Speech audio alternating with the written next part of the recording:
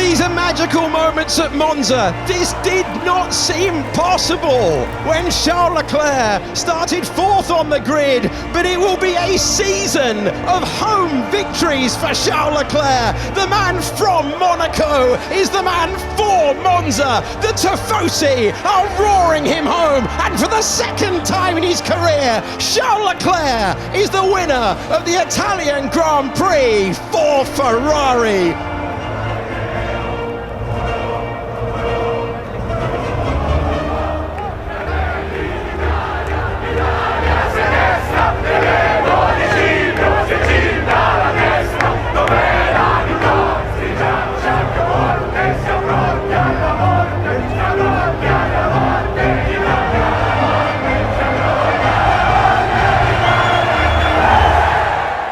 Hello and welcome to the Undercut Podcast. I'm one of your hosts, Jesse Billington, and we're back to review the 16th race of the 2024 Formula One season, a race dominated by Ferrari pulling off a strategy against tyre degradation. It was, what a bit of an odd one. It was, of course, the Italian Grand Prix, and to look back on it, I'm joined by Thiemo Albus-Daly and Ellie-May Taylor. How are you both? Clammy? It's really clammy weather at the minute. It's just really weird and sort of sticky and humid. It's just a bit unpleasant. Yeah, it's got like that.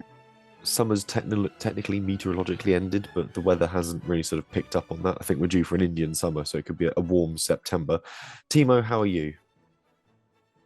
Still kind of riding high on all of the motorsport from the weekend. I mean, we had a heck of a good time in Monza across all three F series, if we could call them that, but then we had a pretty damn good doubleheader in IndyCar, which I'm still recovering from, and then we had NASCAR, the last race before the playoffs, and naturally there was a bit of drama there as well. So I'm just loving it at the moment. Motorsport is really kicking off in September on a good note. Really good time to be a Ferrari fan because, of course, AF Corsa as well over at COTA, winning with Robert Kubica in the car as well in the 499P. So fantastic time to be Ferrari. Robert Kubica finally winning with a Ferrari as well. So wonderful times all round.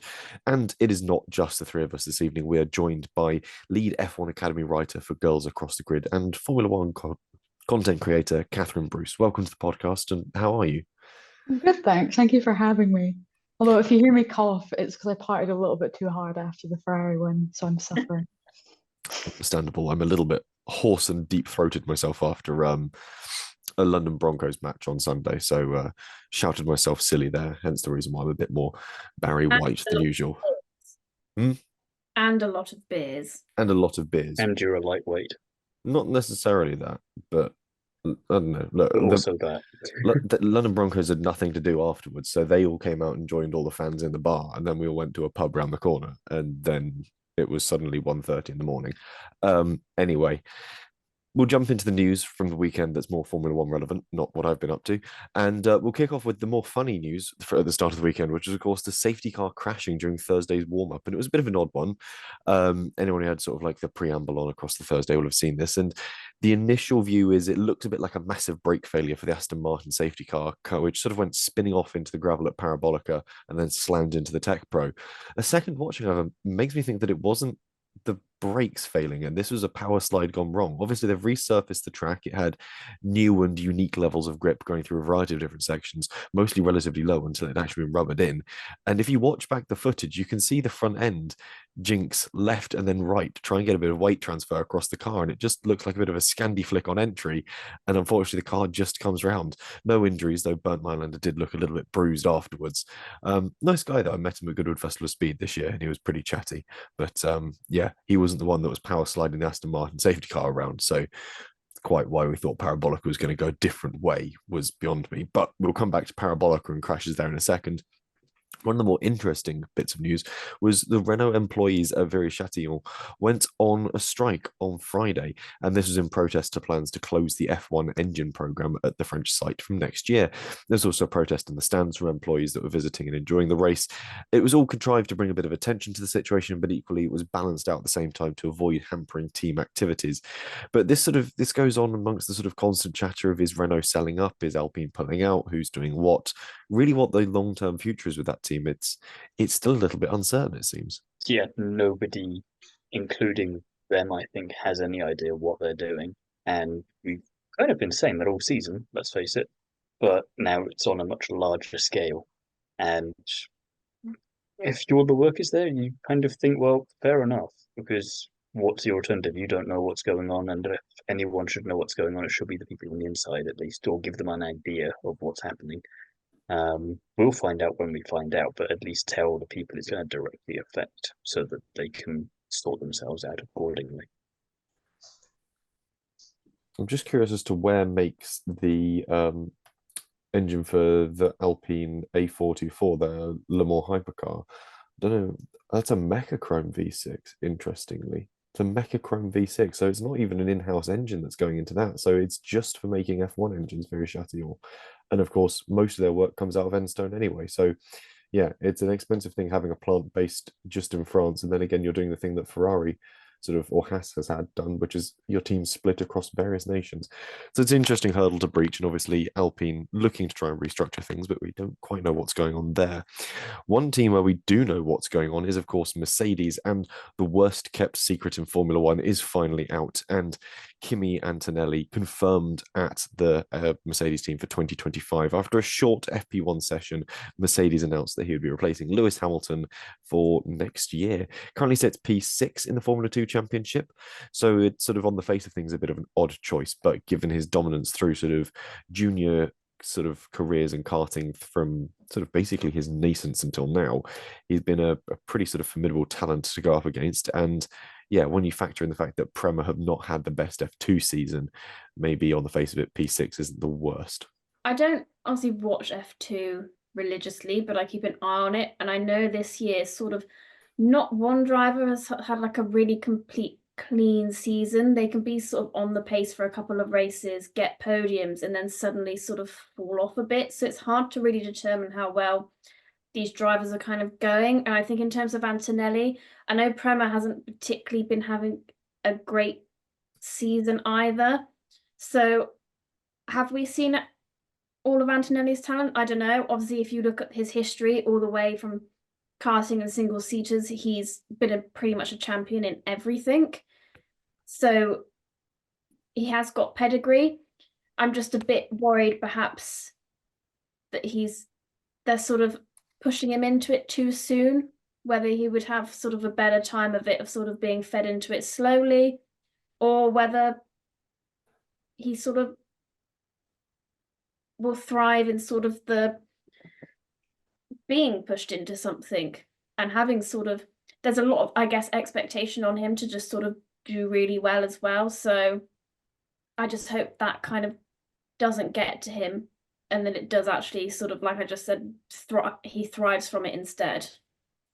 I agree with you. I'm kind of unsure still about how I feel about it because, like you say, it's a big gamble and a lot of pressure on a very young driver, especially one where, despite driving well under the circumstances in Formula 2 this year, and considering his age, we've not seen what was promised to us in Formula 2 this year. But then is that just because, as you and I discussed with Jesse, because of all the media overhyping him and Toto going, he's the next Messiah and all this sort of thing, and everyone constantly on the hunt for the next Max Verstappen, and it's always, let's find someone younger and younger and younger, and either that's going to go really well next year and they're going to look like kind of, I hesitate to say legend, but they're going to look pretty smug about it.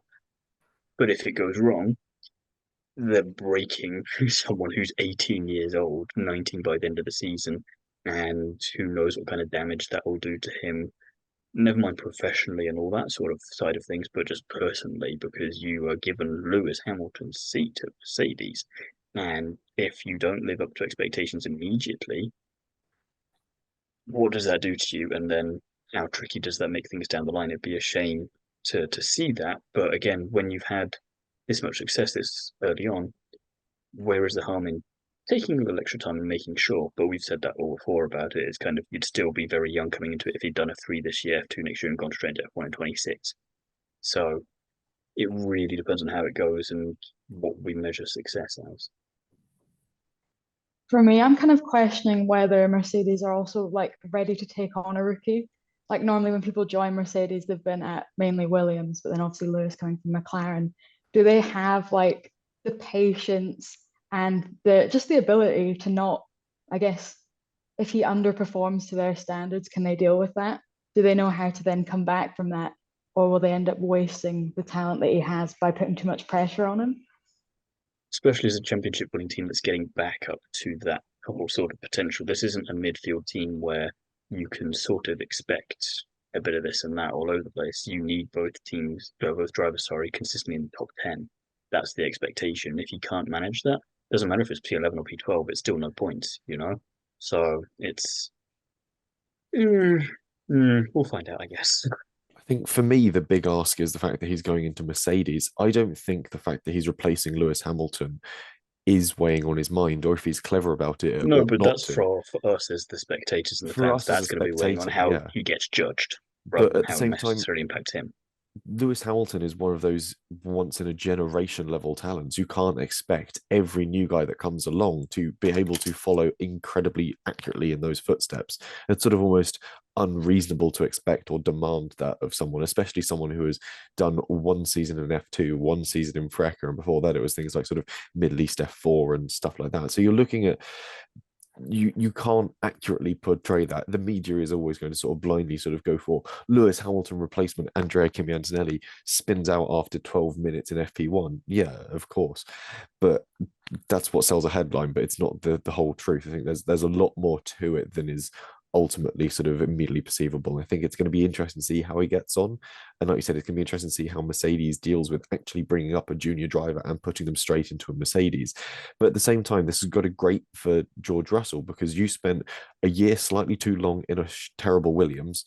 You're then brought up and then put into a terrible Mercedes, and then you're sort of gone, okay, I thought I was the wonderkind, and they've gone, oh no, we found another guy that we're going to sort of do the same thing, but we're actually going to give him the Mercedes seat or something.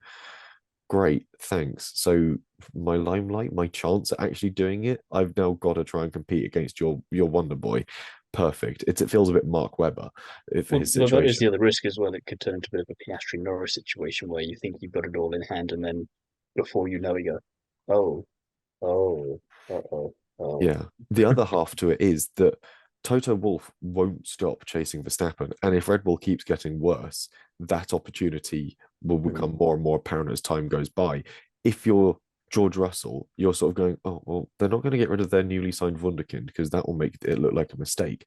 But if Max Verstappen becomes available, I'm the one that's on the chopping block. That's an going to have to go to spot. Carlos Sainz and go, how did you deal with this? I don't like this position that I've been put in. How did you deal with this situation? There's nowhere at Williams then. Yeah, well, apparently flirting with James Vowles is sort of a small time thing, and Mick Schumacher didn't do it well enough. But anyway, we'll jump into the Grand Prix itself. And of course, we ought to mention FP1, which of course saw Antonelli bidding it practically immediately. On his second flying lap, he suffered a huge snap of oversteer and wasn't really able to catch the car as it started to rotate, looped round and into the Tech Pro, pretty much where the safety car had been the day before. Spoke with friend of the show, Martin Villari, about this, and he accurately points out that this looks like Antonelli over-demanded on the gearbox for downshifts and essentially stepped it down one too many ratios, causing the rear axle to essentially over-engine brake a little too hard, and that sent him round. So for your first time actually hammering around in this year's Mercedes, one that isn't perfect with its gearbox at a newly resurfaced Monza, I think it's a little more understanding to simply go, okay, there was reasons for this as opposed to youthful exuberance and the fact that maybe you were absolutely hammering it out of Ascari faster than anyone else had done that entire session, or would do rather. So yeah, it's a multifaceted thing, and it's not like he was the only person to suffer incidents through FP1 either, with Sainz and Colapinto also having moments there. To be fair, he followed the safety car line. Yeah, a little too closely, but yeah, we saw Sainz catching a slide early on through Parabolica, and then Colapinto as well was carried through the stones but made it to the recovery road around the edge. Ocon also looped it, but over the curbs at Ascari, the sort of penultimate or the final chicane. And it's worth noting that the curbs there had actually been reduced, which is great because the massive sausage curbs there were prone to spearing drivers into massive shunts, and especially the ones earlier chicanes as well were known for launching cars. We'd seen a horrendous crash in GT racing a few years back that pretty much obliterated an Aston Martin when it collected its side on. Equally, new surface proved to be an interesting one to get to grips with, relatively high deg, as I've already mentioned, but it rubbered in fairly quickly, though it remained quite dusty, so it's still one that had a bit of a slick edge to it. The one thing that really threw a lot of the teams was the fact that it was actually a relatively closed face and compacted surface. So it didn't really rip into tyres anywhere near as much as they really were gambling on it doing so, which is why a lot of teams were surprised they could make a one-stop work. It also dispersed heat a lot better than teams were thinking it might do. And yeah, it still meant that it was a race that was going to be who could hold on to their tyres the best. And ultimately, when we get to the end of things, we know that it was Ferrari, they're able to do it. But we'll start with just championship leaders, Red Bull for the moment. And obviously, Verstappen P6, Perez P8. Thiemo, I'll let you lead in with your thoughts. Well, just before I get to Red Bull, I just want to build off a point Catherine made earlier, because I've just remembered the fact that Mercedes, with their driver history and now signing Antonelli, he's going to be the first rookie at Mercedes since Carl Kling in 1954. And is going to be the third youngest driver in F1 history after Verstappen and weirdly Stroll. Which just records this year that getting broken, as we said, I think last week, that we weren't quite expecting. It'll also be the first time in the modern Mercedes era that they won't have a world champion in their seat, won't it? I think so, yeah. Yeah. Which, very interesting. Red Bull, however, yeah, they just still don't understand what is wrong with that car, do they? Even having a different strategy from most others didn't really do them any favours. Verstappen hasn't won a Grand Prix since Spain, and before Zandvoort, the last time he was on the podium was Silverstone, which is kind of mad. But even madder is the fact that Perez hasn't finished inside the top 5 since Miami, and hasn't been on the podium since China. I mean, he's doing slightly better by his own standards, but it's a tough time for them, and it's going to be really interesting to see if they're able to do the bare minimum and be consistent in collecting points, especially for Verstappen, to seal that driver's title. But if they are hoping to get the constructors, they're going to have to change something real soon, because it's slipping, and it might not just be McLaren coming for them at this rate. It's gotta hurt, hasn't it? I mean, you look back at their season, and I think they've perhaps been struggling for a while with the car, but we didn't quite see those struggles because they were so dominant. They weren't ever quite sure about sort of setups, and they also Max would also go on the radio and sort of complain about the car's performance. I just don't think we obviously saw it because they were so dominant, and now teams have caught up. You can see obviously those struggles are a lot more prominent. I think if you couple that with the fact that their upgrades have kind of been downgrades and they don't particularly know where to go with this car, it's probably not going to be a quick turnaround for the team to get this fixed. It reminds me a little bit of sort of Mercedes at the sort of start of last year.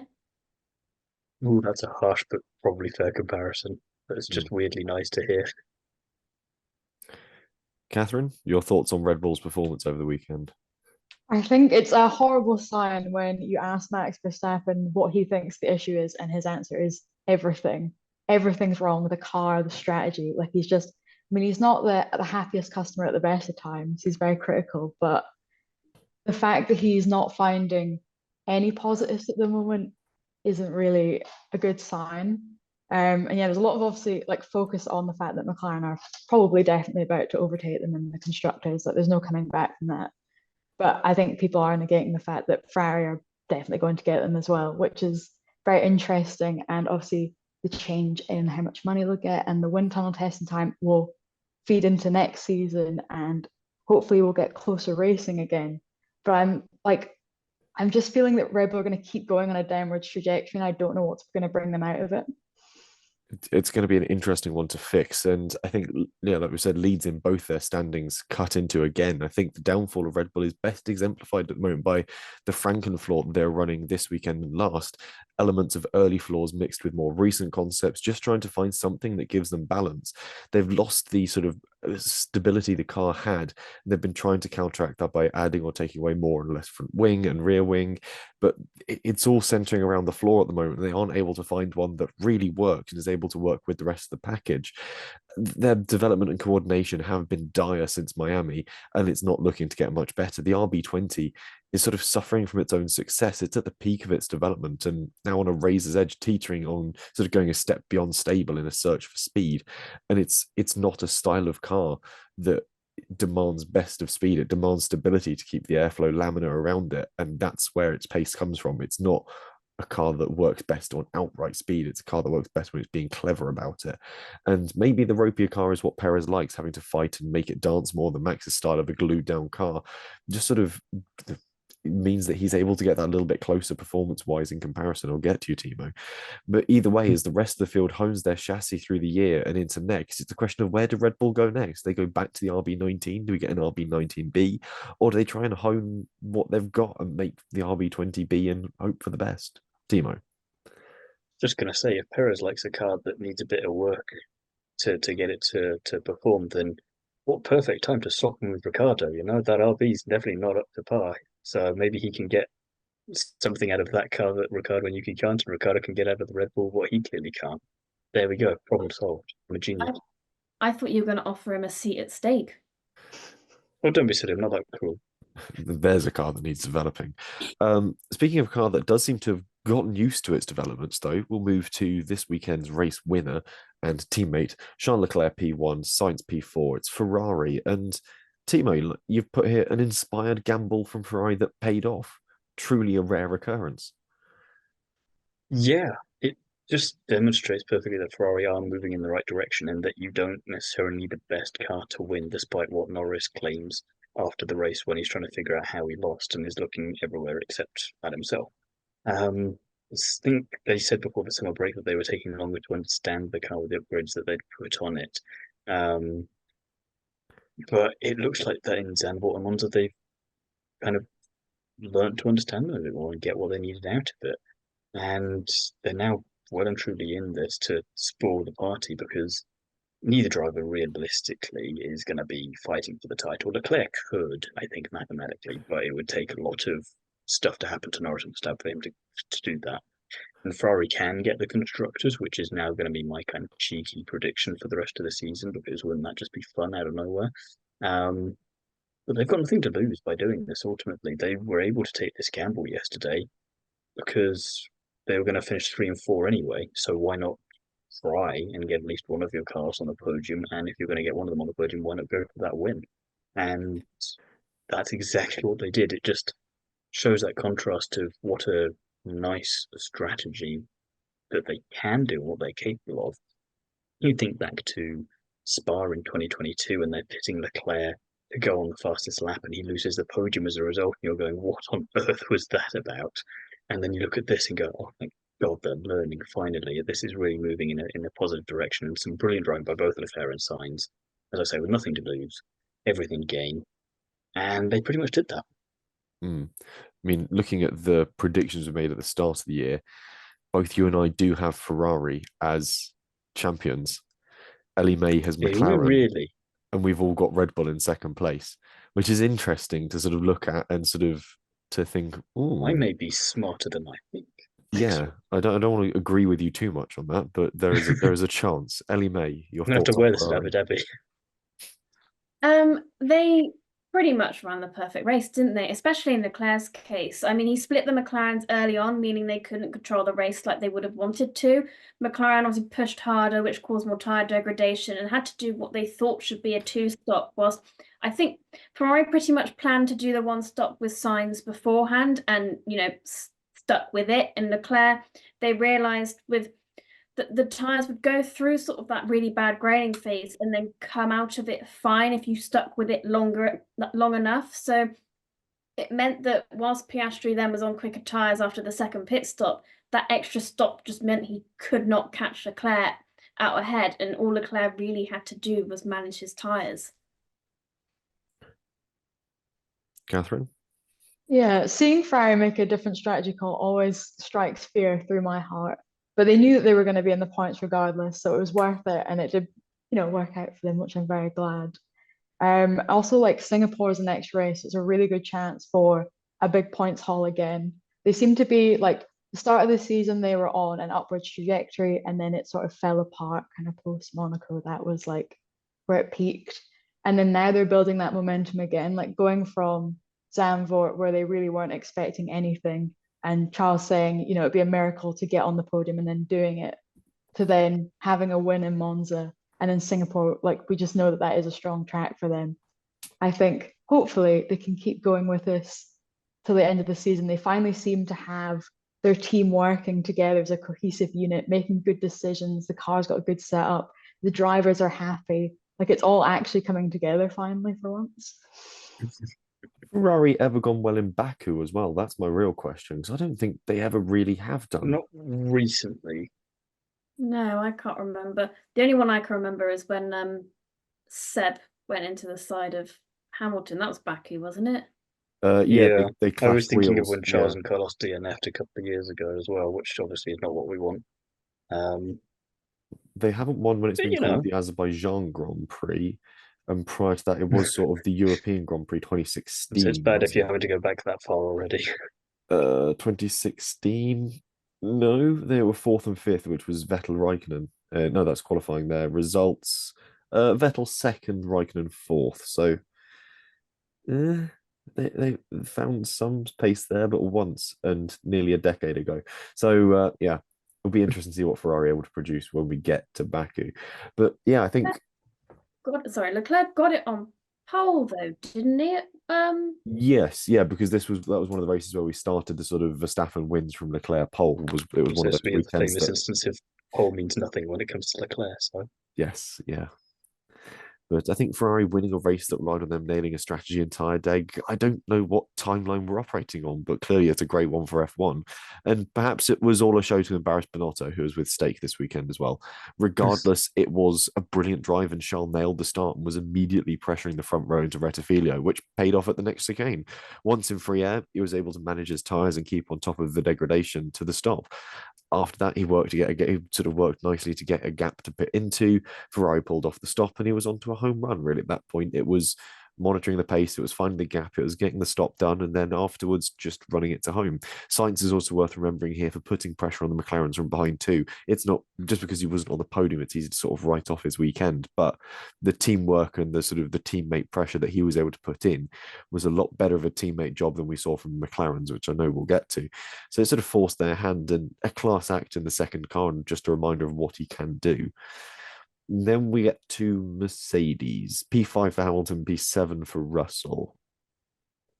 a weird one again, wasn't it?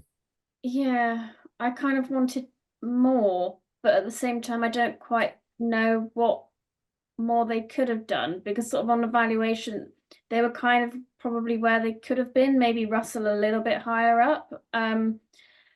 I think for me, it wasn't nice to see Hamilton beat himself up the way he did after qualifying, and saying that perhaps Antonelli will bring that kind of performance on a Saturday that he can't at the moment. It's never really a nice thing to hear. And it kind of, we sort of saw it in when he won. Did he win in Silverstone? Hamilton won in Silverstone, Yes. Yeah. I remember he won, but I just couldn't remember which race it was. How he didn't really think he doubted that he still had it in him to win a race. It's, you're a 7-time world champion, and it's not nice to hear you still having, doubts about your own performance. Yeah, it was an interesting one, especially, I mean, from that perspective, Hamilton, it's weird to have that from him. As much as he is human, it's still a little unnerving to hear that. And Russell, he's just having a bit of an odd season, been mired with woes recently, sadly. I mean, he does a brilliant race in Spa, then gets disqualified. Zandvoort, he starts higher up and then finishes lower down than where he started. And you have the same here, and essentially because of first turn incidents. I mean, you're not even making it first turn, essentially. And you just think, oh, he can't catch a break at the moment. Go on, say what you want to say. Do you know what it is? Oh, what have you done? Did you buy merch? No, after Austria, I put him in my fantasy league team. Oh, that's what. No, take him out immediately. Put Norris in there. Let's have some fun with it. Hang on, no, because he won yeah, Spa, despite being in your fantasy league. Oh yeah. No, but then he got but he won it and then got disqualified. Oh, so Russell that's hardly did, good yeah. luck, is it? Oh, I Yeah. thought we'd still on Hamilton. No. But yeah, No. either way, not a good Grand Prix for Mercedes, but not a bad one either. They're still understanding the car in some way. So while we have seen that improvement on summer break, it's still obviously not all solved. Um, and yeah, kind of Russell just undone at the start, and not much to say on Hamilton really. It was just a little bit. It was a shame. There could have been more there. I feel like this is one of those Grand Prix where there was opportunity to make hay while the sun shines, and they didn't. Catherine? Mercedes just having a very odd season. I mean, a lot of the teams are, but even in the constructors, they're in no man's land. Like they're so far back from Ferrari, but so far ahead of Aston Martin. And like Lewis is putting in some really consistent drives and tends to go unnoticed. Like last season, didn't win, but he still made it into third. George has done some really good recovery drives, and he did put in a fair recovery on Sunday, but he's often the position puts himself in that position to do it. Like yeah, the first term was a shame, but I feel like I don't know if they could have done particularly more this weekend than what they did. We just never got to see them try anything in the way that Ferrari got to try it. If he'd been up there, I'm not saying he would have got on the podium or would have won even, but he would have been just an extra element for McLaren and Ferrari to deal with. And by kind of taking himself out in that first turn incident, he prevented all that from happening. So it was a case of what if, I feel. And they It's clearly have one of the faster cars now, but they're not making an impact with that, which is really weird. it's the second year as well, isn't it, that Russell has gone off the track at Monza at first turn. Can't remember if he did it last year, but wouldn't surprise Take me. your word for it. I mean, Monza is a circuit that rewards being in clear air, and unfortunately for the Mercedes, they He just never. was. He He was, avoided but all of the traffic in front of him. yeah, through turns 1 and 2, and did clip one of the boulards as well. But yeah, I mean, it's a circuit that rewards the clean air, and if you find yourself back in the fighting pack, it's a lot trickier to get through. So it becomes one of those circuits that's a little more annoying to deal with. But both drivers were absolutely on it. But I think the problem we're seeing is a bit like the Red Bull, is that we're getting to a ceiling of what's achievable with that chassis. And it's sort of approaching peak development, and it's going to make 2025 a hell of a lot more interesting if we've got cars that already sort of maxed out on stats builds and you don't know what they're able to produce afterwards. But McLaren are ones that have still got something to offer, P2 and P3 for Piastri and Norris. And I think there's a lot to unpack with them. Starting with Piastri though, because his lap one overtake on Norris was absolutely fantastic. I don't care about the rest of it too much in terms of right or wrong. It was just sublime. I mean, it showed what Norris needs to do if he wants to win, and here's a driver with nothing to lose going, oh, papaya rules, yeah, couldn't give a shit, mate. I'm gonna do whatever I want to do, and that's be a racing driver. And you can kind of really tell that Mark Webber is his manager and going, there are times where you will do the team thing and you will listen to your team and you will do as they ask. Other times, you do what you want to do because you need to make sure that you are not lost in the haze of everything and get sidelined unnecessarily. And this is just kind of one of those times where maybe from now on he'll play the team game because he'll be asked to, and he'll just say, yep, no problem, because mathematically he's not in for contention, Norris is. But he's just going, I can do this though. And if you decide to mess me about in whatever way, two can play at that game. And this is a perfect example of that. And also just the place on the track where he did it is not a place where we see a lot of successful overtakes. We see a lot of attempts, especially in feeder series. Not all of them go that well. And it clearly caught Norris off guard. And then it looked like it was kind of Piastri's Grand Prix. And I love the fact that it was Ferrari that beat him. It wasn't Norris. Norris couldn't do anything about it.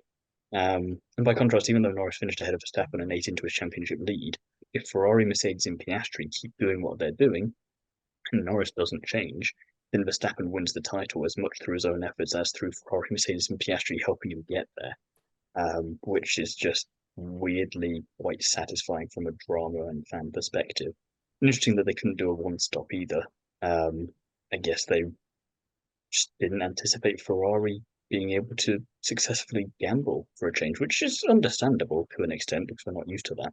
But Piastri just, you could see how much Norris was annoyed come the end of that Grand Prix, and I don't know, that was quite enjoyable.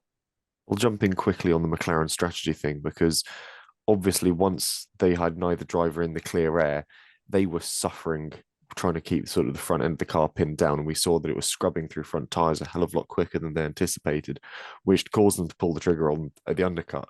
They had no other way of even keeping a competitive race if it wasn't for sort of actually just making that early stop and hoping they'd be able to squeeze out a second stop at some point.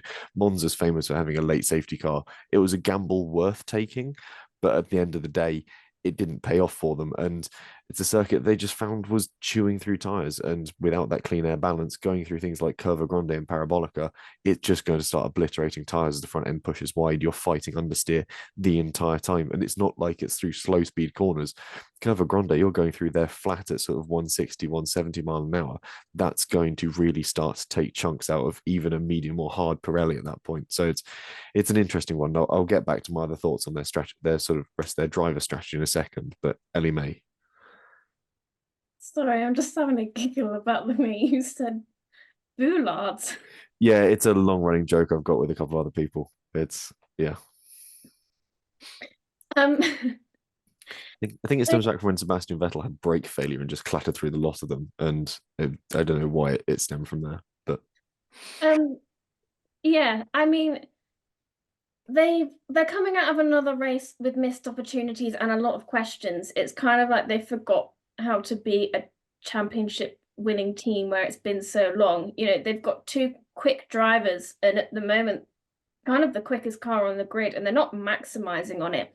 You know, they potentially had an opportunity to come out this weekend level on points with Red Bull for the constructors, but are instead 8 points behind them. Equally, the gap between Norris and Verstappen is 62, but that gap could have been 52. I completely understand that they don't want to be seen as having a favorite driver that gets preferential treatment, but I don't actually think we, and I kind of mean we as in the F1 community, would see it as a bad thing if Norris was to get preferential treatment in this instance, because he's realistically the only driver who's in a chance at beating Verstappen in the Drivers' Championship. And I mean, we're pretty used to seeing teams giving one driver preferential treatment if they have more of a likelihood in succeeding. If it was at the start of the season, when we haven't seen how good both drivers are and how they're doing, or you know, it would be a bit weird that one of them was getting preferential treatment. But I think with less than 10 races to go, I think if McLaren want a chance at winning both championships, they need to give Norris preferential treatment, because the inter-team battle this race is really what allowed Leclerc to win it, and it cost them ultimately as a team. Catherine? Yeah, it's definitely getting to the stage where if they don't make a choice about whether Lando is their first driver or their drivers are equal, they're going to lose that opportunity. I think maybe they were a bit worried that they weren't, like, the constructors was more possible than the drivers, but actually both are possible, so they need to make the choice about it. And they should prioritize Lando. I'm like, Piastri is my favorite driver, so it's, you know, hard for me to say it, but they need to think about making this happen for Lando.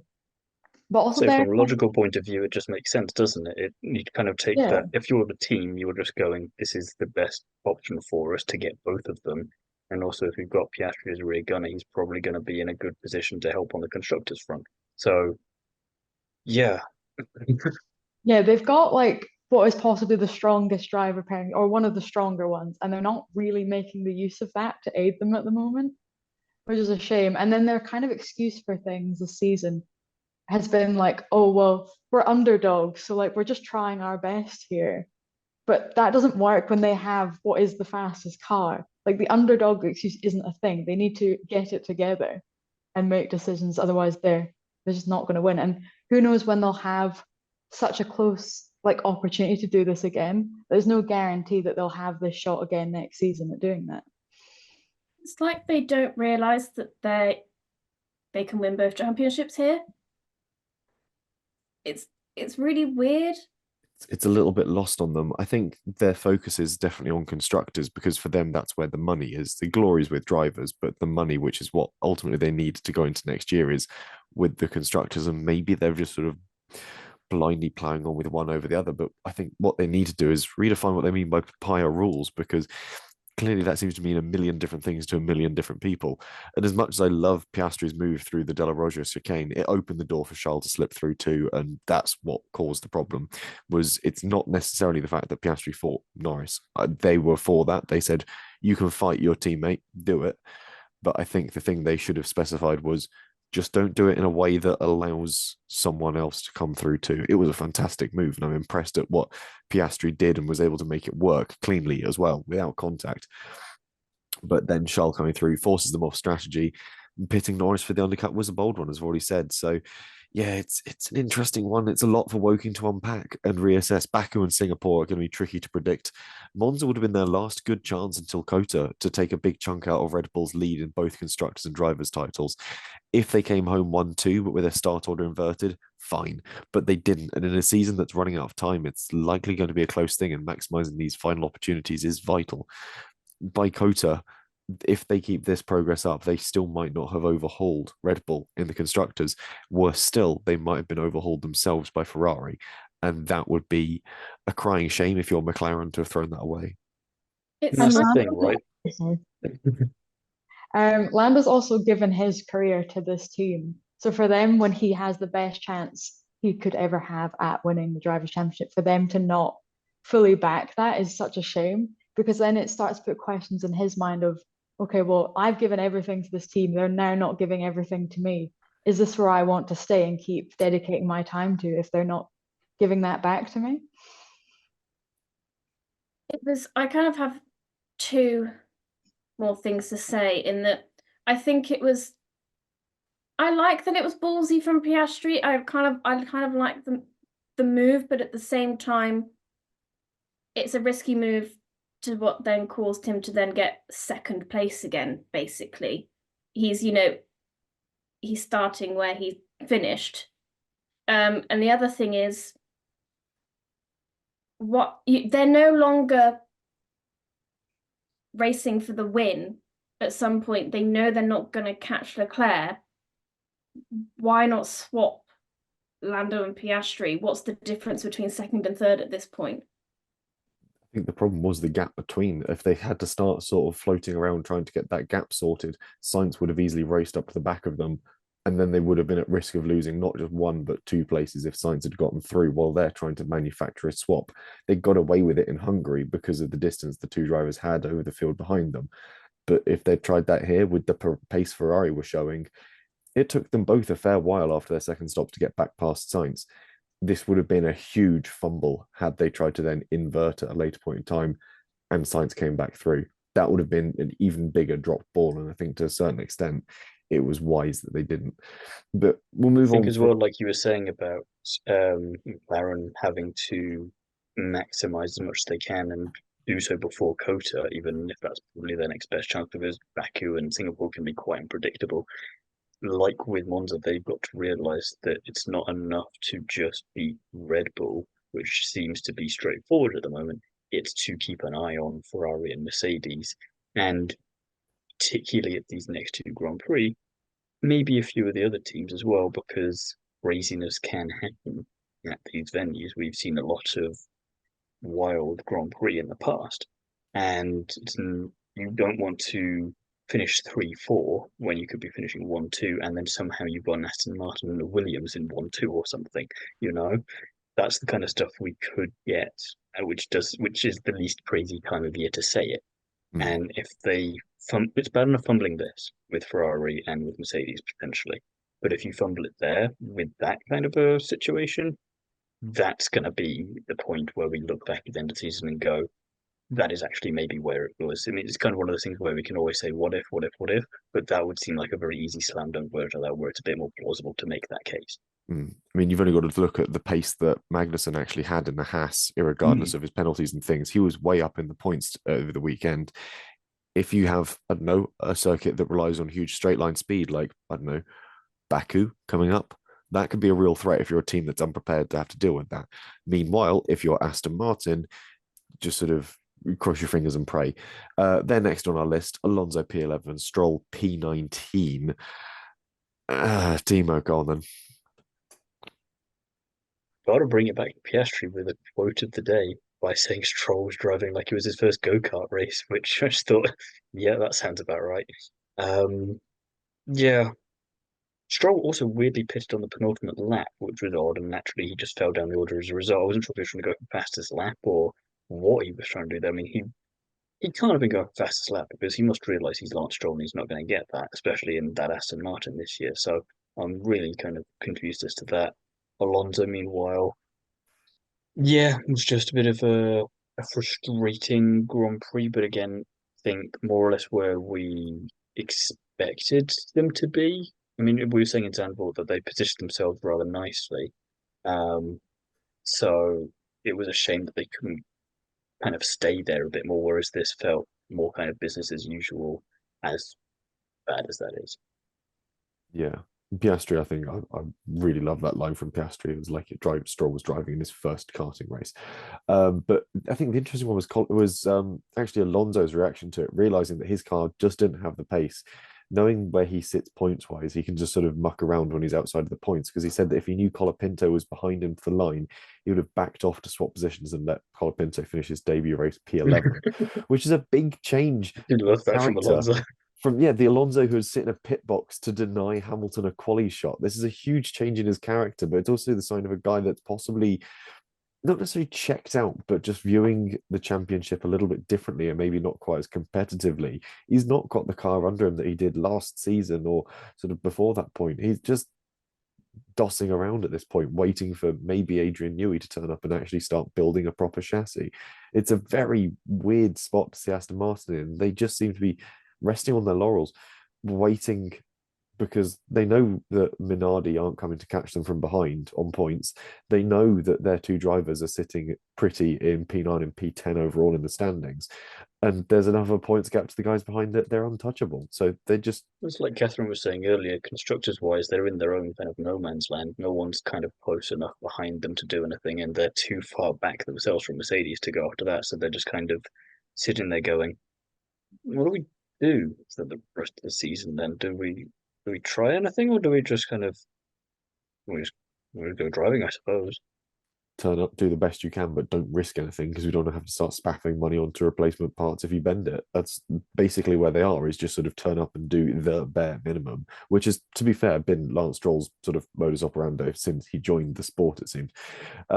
Anyone else thoughts on Aston Martin? It's just been like a forgettable season for them.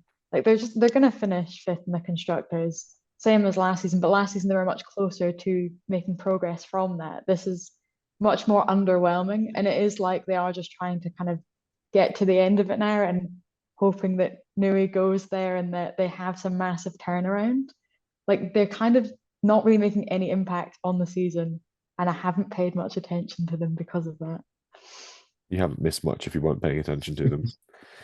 Yeah, there's not really much to say about them, which is the sad part about this how the season's going for Aston Martin. You know, last year, at the start of last year, they were on it, and it's just increasingly declined with no real answers. What I would have liked to have seen if Alonso was going to let Colapinto past with Magnussen's 10-second penalty. Alonso was only a fraction out of getting Magnussen's point. So if Colapinto had really put his foot down and been sort of within those 10 seconds of Magnussen, he would have been quite nice to see him get a first point on debut. Would have done Nick de Vries. Would have ticked off my prediction as well. Well, that's why we couldn't let it happen. That's right. Because I predicted it couldn't happen at all. Meanwhile, from one performance to yet another relatively one, it's Minardi, it's RB, it's Toro Rosso. P13 for Riccardo, Tsunoda DNF. Tsunoda does not like Monza, clearly. I think he has No, that was quite an registered interesting finish. rap sheet that they were listing off for him during the Grand Prix, and you kind of go, oh, yeah, that is right, actually, now that you mention it. And you go, Oh yeah, he's not going to be looking too fondly at this rate back at Monza when it comes to the end of his career. An unfortunate DNF. It's not really much he could do about it. Just sustained a lot more damage than I thought he did. It looked like an all right hit, but it didn't look like that bad a hit either. So that was interesting. And Ricardo, it was interesting because I think with how F1 is policed these days, that first penalty he received was kind of fair enough. It's a shame we can't have a bit more rough and tumble racing, but I get why he got that. The second one was unfortunate because of the pit crew touching his car, so that was frustrating and kind of out of his control. Uh, so P13 is not as representative as I want to be, a bit like Magnussen with his penalty. And for me, during the Grand Prix at least, Ricardo did show some decent pace at times. It was just all for everything else happening around him that dampened it and made it a bit of that meh race, like you say. And it seemed like he had some resolve flair back at times, which was nice to see. It's just a shame that that ultimately didn't translate to a result on track. And it's just unfortunate because it's one of those human error things with the pit crew. It was just he knew as soon as he touched it, oh bollocks, I shouldn't be doing that. And at that point, it's already too late, and you go, it's one of those we win and we lose as a team situations, and it frustrates me again because I'm like Ricardo can't do anything about it at that point. He's not told him to touch the car really. He doesn't want a 10-second penalty. He's just trying to drive, but that's just the way it is, unfortunately. There's a great top-down shot as Ricardo's car comes in, Mm. and you can see everyone waiting, but obviously it's just the muscle memory to go, my job is Yep. stabilize front wing. And it just happens before he's even had a chance to process what's happening. And then you sort of blink and you go, oh, bugger, I've done that. So yeah, a bit of an interesting one. But the Tsunoda DNF, obviously, I think it must have been cooling or oil lines that were damaged in the Hulkenberg collision. I just think the RB could have been speedier this weekend. It just seems to be lacking all round. It didn't have the stability. It didn't have the grip. It didn't have the speed. It had nothing. It was like a Red Bull, an F1 car reset to its most basic statistics. And against the rest of the field, that just wasn't going to cut anything. I don't know. I think there was more on the table for them this weekend. It just didn't work out for them. I think they could have got a point or two, but obviously things didn't work out with Yuki retiring after a few laps with, side pod and whatever underneath it, radiators or whatnot damaged. I think the 5-second penalty wasn't the end of Ricardo's race. It was the 10-second penalty not serving the first penalty that hurt him.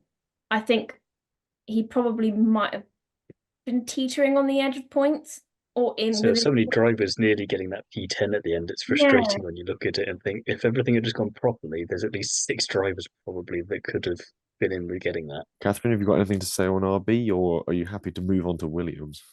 RB, it's really just they need every point they can get because they're in such a tight battle with Haas at the moment. And having things like obviously, human error happens, but that in a combination with a season that's had slow car and questionable strategy at times, they're just not getting it all together. And I kind of in a way hope that they lose out to Haas because it would also be very good for Haas to have made so much progress too. But yeah, not really much more to say than that. Very thin on the ground, unlike in a sort of sense, Williams, Albon P9, Colapinto P12. Thiemo. Yeah, I won't be nice securing points for the team in Williams that always does decent at Monza. It was nice to see Colapinto with a very decent debut as well. Bit of a what if case as well for me though, because of his compromised qualifying after going off a little bit at Lesmo too. It was a shame because it would have been interesting to see what he would have been capable of. We're saying just now, Ellie-May, that 6 drivers could have been up for that final spot, and this is a second way he could have been one of those drivers, but not too shabby. And yeah, strong to see, and it's going to be interesting to figure out how they do in the next 2 and next 4 really, because especially with Colapinto, because you've got 2 crazy races potentially coming up, 2 Grand Prix where, considering history, you've got to be very quick on your reactions and stay out of trouble, and just surviving can often bring home a lot of points for you. So whilst Monza was good place for Colapinto to start, we should probably take his debut with a pinch of salt because they've always been strong there. And I don't want to take anything away from him because he still had to do the job, and he still did a very decent job, especially in the Williams that is nowhere near up the par yet. But the test is now actually going to start. I think it was a good race for them. Obviously Albon in the points, but Albon did say on the radio how he hates how indecisive the team is in strategy calls, which he has also said in previous races. So I think that definitely needs to be addressed a lot better. For Colapinto, I think it was a good first solid race, but what is more amusing for me is that he's done one race and he is not last in the driver's standing. Bottas Damn is you. last. This was my fun fact. Sorry. I I looked was it going to up say today. that his P12 in one race already means he's ahead of Bottas in the Drivers' Championship because Bottas hasn't been able to finish higher than P13 all year. So he's already better than a Grand Prix winner. That was going to be my whole point for Stake because normally there's nothing to say about them, but we'll just talk about them now and I won't have to bother because I was just going to say nil point again, but then this is just hammering it home even more that this is how bad you are as a unit. Stake. New guy at Williams who's been racing in Formula 2 all season beats your F2 graduate with multiple seasons under his belt and your Grand Prix winner and constructors champion, essentially, driver that helped Mercedes. And Franco Colapinto goes, yeah, I can do better than that. And this was a weekend where, like we just said, he could have done better. This was him at potentially his worst for this weekend. Great for Williams, terrible for Stake. I say no more. The only thing I have to say on Stake is that at one point Bottas was in P10, and I think that's a real achievement for the team. Yeah, for a brief moment. Unfortunately, didn't make any points. But yeah, I think for me on Williams, it's progress and it's what we want to see. Clean weekend from Franco on his debut, despite not scoring. And like I've already mentioned, ahead of Bottas. Monza, again, as we already said, it's a good circuit for Williams. And Franco has a great history here as well. He knows the circuit and really understands its sort of quirks and foibles. So a small pinch of salt is worth taking here, but that's not to sort of diminish it. And equally, I think if now Williams are looking at the other aspects of their race weekend, if they're looking at the strategy, the decisions they're making, how confident they are in making, the speed at which they're making them, that suggests they've got a lot more faith in the car. They're able to move their sort of weekend progress away from simply going make car quick to make race better. And I think that is a key shift that we want to start seeing. Previously, when we see teams that are struggling, it's always a case of need to make a car quicker. Everything else will fall into place. Williams are now getting to the point where it's now getting everything else to fall into place. And that's, for me, a really big step when it comes to their development. And it's what we want to see as they move on. We're already blending into Stake. We might as well jump into it. Bottas P16, Zhou P18. Pretty terrible race from them, but equally the same as usual. Was nice to see, though, the Bottas lookalike fella being given paddock passes so he can enjoy Stake's lack of form from the comfort of their hospitality suite. I don't know if anyone else saw that across the weekend, but pretty much I'd like an absolute sort of genetic clone of Bottas rocked up and they went, oh my God, give that man a paddock pass. I feel like though if I changed my hair into a mullet and put a mustache on, I could We'd look have like bigger questions about you. Like, are you okay? I just think it's easy to be a Bottas lookalike. He has a very distinct appearance these days. Yeah, weird Finnish Australian hybrid. But anyway, yeah, regardless, Stake uninspired weekend. Again, what more interested in what they're getting up to off track than actually what they're able to do on track.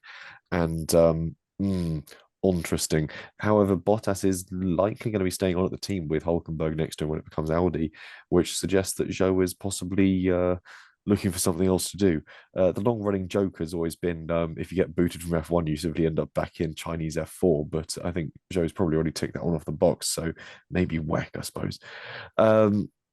Haas, next on our list. Magnussen P10, Hulkenberg P17. I don't know if anyone's seen Magnussen's sort of summation of the weekend on his Instagram post, but he's got a little extra bit of a holiday until Singapore, so he can kick back and relax. I A would bit like of an unfortunate race for them, wasn't it? Because especially with Hulkenberg, not much he could do after the car was damaged. But it was nice to see Magnussen kind of doing what he's supposed to do, I suppose, in that other Haas for a change. Because normally, if Hulkenberg doesn't perform, then neither one of them do.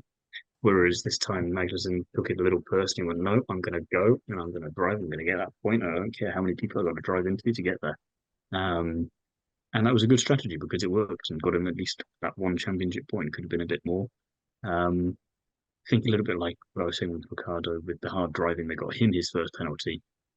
I can understand why he got it, so I can understand why Magnussen has ended up in the position he's in, where he's going to have to miss Baku, and Behrman's probably going to step in for him. But for me, it's a bit of a shame because I do like this kind of rough and tumble sort of racing style. Maybe I'm watching too much IndyCar and NASCAR, and I'm just wanting drivers to get away with a bit more.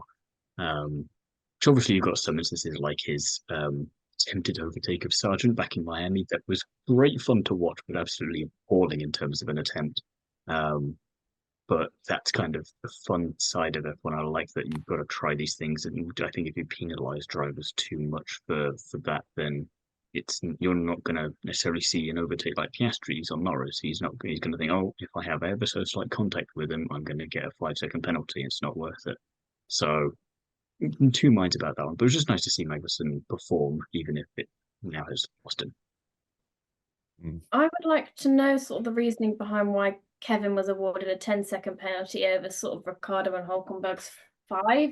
Yeah, I thought that was a It bit was unfair. to do with control of the car. Hulkenberg and Danny Rick were deemed to sort of still be in control of the car. It was the fact that Magnussen's was deemed as more dangerous or more reckless because he wasn't fully in control of the car at the moment he made contact with Gasly. And you've got to look at it, and everyone goes, oh yeah, well, they just sort of were able to make for the gravel and get away with it. You've got to view it completely abstract of the circuit you do it on, because if it was the race weekend after and that had happened at Baku, into the wall, clatter, both of them out of the race, different result. You've got to view it abstract of the circuit, abstract of a possible outcome. You've just got to view Maybe it that's on why they the timed it for actions of this, the because they didn't driver. want to risk Magnussen being let loose in Baku. Maybe that's what it was, but ultimately it was a clumsy move on Gasly, and 10 seconds was a big penalty considering that Hulkenberg got 5 for his clash with Yuki, who was then forced out of the race. But they never do it based on consequence. It's always based on driver action. And the penalty points on top of that really sours things further. I think that was overstepping the mark, possibly. 10 seconds, yeah, you've sort of pretty much eliminated his race, but you don't have to eliminate him very much physically from the next one. Behrman likely going to be subbing in for Baku. We haven't heard news of that yet. They've got a little time to announce it, but he's not really in the hunt for F2 titles, so it's not really going to ruin his year there. So it makes sense for him to move up, get a bit more seat time with his future team. It's not going to hurt things overall. But otherwise, and then they can stick Marty Garcia in that frame. There we go. Sorted. No, you move Don't up disagree Dorian. with me. No, No, you move don't care. up Dorian No, Pam because because she's the Marta's higher already ranking with Kramer Kramer. anyway. Yeah, but Don't care. Dorian Pam's higher because up. Marta's won a championship. She's gone to Frecker as a promotion. Dorian's to the F1 Academy, and she's about 2. So leave her there for a little bit and give Marta a chance. Just because she's 2, that doesn't mean she can't move up. Mercedes moved up Kimi Antonelli, and he's like Yeah, a look how well fetus. that's going to go. Yeah, So, we'll wait and see. Catherine, do you have anything to say on Haas before Jesse and I bicker some more? It's been just a long time since we bickered. It's mainly about Magnus. Nice. Like, I'm gonna miss him from the sport. He's, such a special driver. How many people can get points and a race ban in one day? Did Grosjean ever achieve that? Excitement. Yeah, like that's probably peak form for his career, really. Sums it up. Like he's made so many races more exciting than they could have been. Probably, other drivers may not have the same love towards him, but from a fan perspective, it's been great. Petition to keep at least one on-track terrorist for next season just to keep things spicy. Yeah, I think they should just sort of rotate him in for races that tend to be a bit more boring. Like maybe just sort of sub him in for like Monaco and send him around. All the street circuits. I had this theory last year that whenever a race was boring, Magnussen would look up at the screen and just press this detonate engine button, and his engine would just go kaput, and suddenly we'd have a really exciting race because everyone's going into the pits during the safety car window, and we ended up sort of having a lot of exciting races because of Magnussen's misfortune, basically. But in terms of, we'll probably see Behrman in the next race. I think it's kind of good for Haas maybe, because then he might be able to perhaps let Haas know how differently that Haas differs to the Ferrari during a race, because obviously he had to sub in earlier in the season, and it could potentially be quite valuable, especially as he's now subbing in for 2 street tracks as well. It's a big ask. We'll wait and see how it pans out. I think at this point in time, we're actually also, sorry, just worth noting, Behrman in Baku in F2 last year, absolute fire. So maybe Imagine. I'll wait for predictions for back here. We'll wait and see how it goes. And he might do better than he did with the Ferrari in Saudi on the grounds of he'll actually have more than 45 minutes to get used to the car before qualifying. So we could be on for interesting things here. At this point, we are also stalling, talking about Alpine because Ocon P14, Gasly P15. Can it still be called underwhelming at this point? It's just whelming. I They was showed going to call it a standard race for them, really. they showed up and had enough reliability to finish the race. Oh, that's a hurdle for them to cross. I'll give them that. I mean, otherwise, pretty bland from them. So we might as well move straight from this is going to be a very short chapter on the YouTube bit. We'll move straight from them into our winners and spinners. And Thiemo will start at the top of the list when it comes to winners. We'll go for yours, please, and thank you. It's obvious to say Ferrari, so I say Williams. Just another weekend where it's been encouraging for them, as we've said. And I'm just going to say it quietly like that and not add too much onto it, because I don't want to tempt fate. That's all right. I'll accept your thought process. Ellie-May, your winner.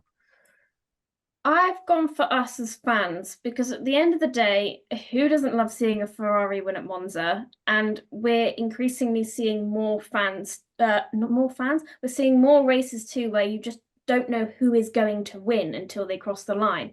And the constructors' title is a lot closer than it has been in a couple of years.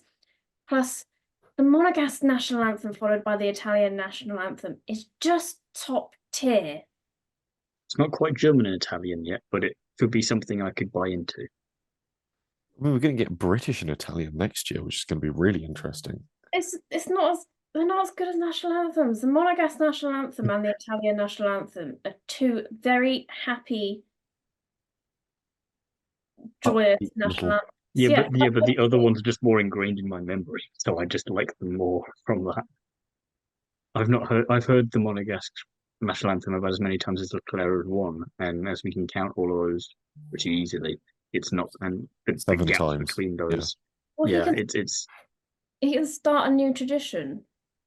I'm not against it. I'm just saying I'm going to need a bit more time to like it as much as you do. I will say, though, that speaking of Leclerc winning, he didn't win from pole. Norris had pole. Norris obviously fumbled it from pole. Leclerc is also famous for never being able to win from pole. In fact, Verstappen has more Leclerc pole conversions to win.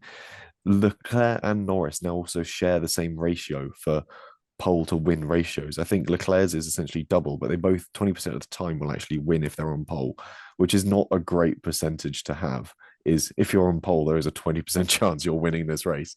You're like, oh, come on, Lando, you should be doing better than this. At least Charles with a Ferrari has long had the excuse of Ferrari incompetence to actually sort of fumble it. Norris has had none of those reasons. It's just him, which is interesting. I'll have to go back and look at my predictions, but I'm pretty sure at one point I predicted a Leclerc win off a Norris pole. What, in like the race by race predictions? Yeah. Verstappen. Kind of like a you're me now kind of thing. I remember us having this kind of sort of conversation. Monaco, you predicted a Leclerc pole and a Norris win. Maybe it was that way round then. Norris, Verstappen, Norris. No, you've never predicted a Norris pole Leclerc win, weirdly enough. So it's There the you go, other something to do for the rest of the season. Yeah. Catherine, your winner from the weekend. I picked the boring answer and went like Ferrari. The fact that they pulled it all together, it worked out. And even if it didn't, they still would have had points. It just, it went perfectly. And it happened to be perfect at Monza, which makes it even better. And it's a great spectacle for everyone. I don't think there's anyone who would hate to see Ferrari and Charles win at Monza. Like, it's a good outcome for everyone, except maybe some saltier Red Bull fans and maybe some salty Lando fans. Yeah, I side with you on that one. I think for my winner, I've picked Charles Leclerc because you can't hate it. The selfie of him up on the podium with just the sea of Tifosi filling the start finish line. You're looking at it going, chef's kiss. I love it. Give me 14 more of them. You're like, I just want it over and over because it's just And again, so good. It's the fact that he's won Monaco and Monza in the same year. Like he said, like they just obviously want to win as many Grand Prix as you can, but those are, if you're Ferrari and if you're him, are the most important races you want to win each year. Kind of funny that he didn't mention Imola. But it kind of ticks that box in terms of if you'd said to us at the start of the season that he's going to win Monaco finally. He's going to win in Monza. And Lewis breaks the duck's back at Silverstone. You're going, you're What sort eating, of a haven't you, season are mate? you That's not going to predicting? bloody happen. You can't have And that's all of your cake and we eat haven't it. even had all of the races yet. This is just so far. So yeah, I think like you both say, no one can be unhappy with that. Yeah. Interestingly, the only other drivers I can think of that have also won Monza and Monaco in the same season are, I think, Vettel, Verstappen, and Alonso. So he's up there with the world champions for banging out the Moz together, the Monzas and the Monacos. So that's impressive in the same season as well. We'll move then into the opposite side of this coin, our spinners. And Thiemo, I'm going to go to you, and that will give Ellie-May a little bit more thinking time because she's simply written, I don't know on the spreadsheet. Thiemo. Yeah, I kind of felt similar to Ellie-May because it feels pointless to just keep alternating between Alpine and Stake because we know why they don't win, and why they indeed spin. So I went for Mercedes because it felt like there was more on the table for them to get their hands on this weekend, and it was a shame that they weren't able to capitalize on that, both through qualifying and then also qualifying weirdly because of Russell qualifying as high as he did, and then just fumbling it through kind of just not kind of obviously the alternative was driving to the back of Piastri, which you don't want to do. But then it compromised him. He had a great recovery, but just when you start that high and you could have been in the mix and you see that McLaren was beatable and Red Bull was nowhere, it's smart. Yeah, it's sort of very much the Lando Norris what if situation, but somehow applied to Mercedes this weekend. Ellie-May, have you got us a spinner? Just don't know. You know that's episode of the Graham Norton show where Julie Walters Here we go. he's interviewing Julie Walters and he goes to ask her a question and she's just like, leave me alone. Oh yeah, that one. Yeah. Is this where we're at now? Pretty much. Like I don't know. Maybe Red Bull. I mean, their lead is diminishing quite fast. They didn't have a great race. Them. Catherine, I'll come to you then. Have you got a spinner from the weekend? Someone that really ought to have impressed you a bit more? Mine is Lando Norris. He needs to stop going backwards at the start of races. Like it's almost like the Charles pole to Max win conversion. Like it's expected now that Lando's on pole, he's going to start going backwards. Like he even did it in Zandvoort and then he recovered from it, which is great. But yeah, I don't know how his starts are just so like weak is maybe too strong a word, but just lacking. Like to be world champion material, you need to have like basic things like that down. You can't keep making those mistakes. And the fact that he's not really learned from that at all this season, it's still happening. I don't know what he needs to do to fix this. There's a strange I was saying on refusal to another- learn. Yeah, I I think was saying on another F1 podcast earlier that good news is he made it through turn one in the lead from pole.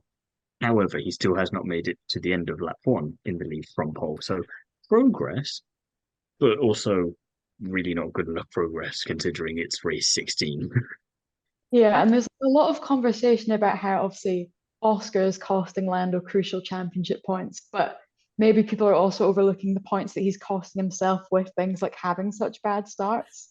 Like he's like missing out on huge opportunities. If Also, he'd stayed ahead, Oscar wouldn't have, Oscar shouldn't have been able to dive bomb him. Well, not dive bomb, but go for that overtake. But equally, Oscar's now watched Lando fumble so many starts. Why should he then have to sit back when the likelihood is that's going to happen anyway? I think some of them have been Lando by himself, but other times it has been the car hasn't helped too much. I know that when he then goes to upshift, I think it's sort of lagging a bit or there's a problem there, and that's what's causing him to not sort of accelerate off as quickly as he should be able to. So I think sometimes it's the car, sometimes it's him, and they just haven't been quite able to get sort of that harmonious link up yet so that he can lead at lap round turn one and just the whole of lap one. every week, McLaren are finding a different thing that's causing a problem with the launches and getting it off the line. I think for me, that's why I'm putting them in as my spinner as well, is the fact that they haven't found the cure to this problem. They've sort of worked through the launch systems and the launch parameters and the throttle and the clutch feel. So the initial getaway is great. Then in Zandvoort, we saw the car suffer with wheel spin in the second phase through first gear as it starts to sort of deploy its electrical power and it just overwhelms the rear axle.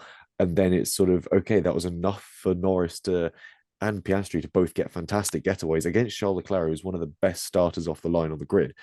They both had a good enough getaway to get down to turn one before Leclerc. The problem then was getting drive out of the turn and the fact that Piastri just was able to get his car squared, get his car turned, and get out of that first chicane better than Norris. And equally, if Norris wants to become a world champion, he should be able to do it without not needing his teammate to not attack him. Like, you can't, that's like sort of going, oh, go easy on him so he can be a world champion. Let your little brother have a go. If he spent as much time focusing on improving as he did whining during and after the race, then we wouldn't be having the conversation that we're having. But he has, as you said earlier, Howard, not yet learned this. Yeah, there is something interesting going on there. But I think the definition of they're allowed to race, let them race. You cannot be surprised when they do. And also, if you want him to become a world champion, you need to let him actually race people. You can't just sort of go, oh, Oscar, please don't do this. We want him to be world champion. But we can't do that if you keep proving you're actually a little bit better than him when it comes to going wheel to wheel through really demanding circuits, because that upsets the narrative, which is strange. Anyway, we'll move into our predictions, which of course were laid down before the weekend. And there are points to be awarded. 1 point for Ellie-May for her Lando Norris pole position. No one got points for the podium. No, Ellie-May got a point for the podium because she predicted Piastri second, so she got that. So it's 2 points to Ellie-May this weekend. No, my bad. Yeah, so I went back and checked. Yeah, that's it. Otherwise, points wise, you and I got none. That's me in the doghouse. Yeah. But then, of course, there is the Fantasy F1 review for the Monza weekend. Follow Trackside Hub, 264 points. Noah Honga 259 points. And What's the Racing Point, 244. On the Kerbs came P11, Justica para Carlos, P18, JB Racing, P22, and Jaffa Cake Racing, P37. Verstappen, both Haas drivers, Yuki, Albon, Haas, and Red Bull. Not my strongest layout. I don't think we even cracked much. We didn't even crack triple figures on that one. We were like 34 when I do these, I always try and find the highest of our teams because we've all got multiple teams in here. And the fact that yours was 22nd was the highest one. I thought, oh dear, he has had a steamer of a weekend. 76 points. Get in there, my guys. Overall, Take a Stroll, 3,336 points. What's the Racing Point, 3,295 points. Noah Honga, 3,254 points. On the Kerbs, P12, Midbeds Racing, P13. You're just clinging ahead of me. Now.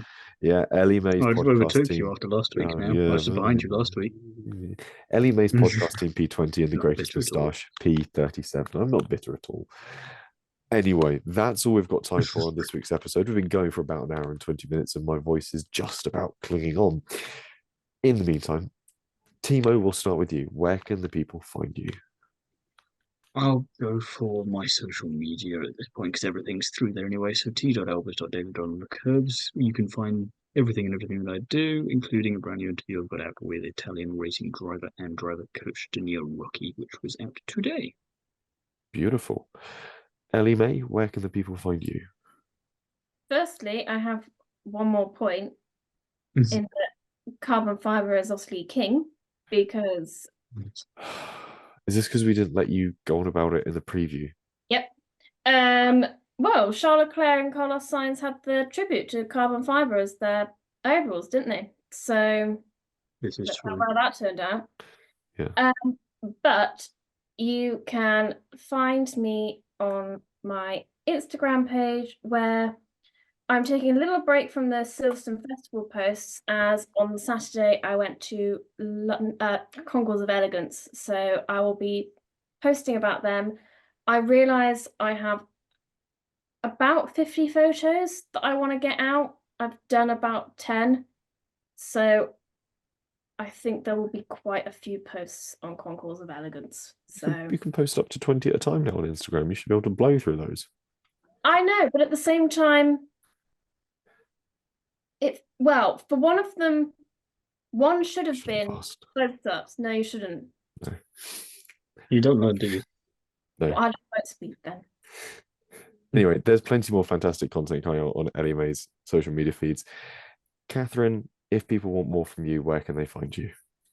Mainly over on TikTok at Kath Bruce. I kind of post silly, mainly F1 takes and also F1 Academy. And then over on the Girls Across the Grid website, writing their F1 Academy blog posts, which I like to think are quite insightful and maybe a bit different from other things about F1 Academy that's out there.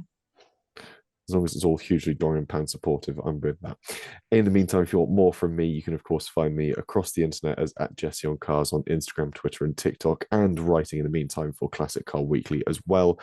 When this goes out, you'll still be able to pick up the last issue, which is a pretty good one. If not, pick up the latest issue, which will be coming out. I can't remember what I've got in it, but it's all sorts of good stuff. And of course, I'll be at the Goodwood Revival this weekend as well, which has sprung up on me. And I'll be annoying F1 drivers there and taking lots of fantastic photographs and just generally getting in the way of things as usual. Otherwise, we'll be back with a preview of the Azerbaijan Grand Prix in about a week and a bit's time. And yeah, plenty more from us in the meantime. Oh, and Thiemo and I'll be talking all things Formula 3 because, of course, we saw Leonardo Fornaroli taking the title on the final turn of the race this weekend. Somehow we completely negated to talk about all the exciting feeder series stuff, but that is still to come. So make sure you've liked, commented, subscribed, and got notifications turned on to not miss an episode. Thank you very much, and we'll be back for Baku.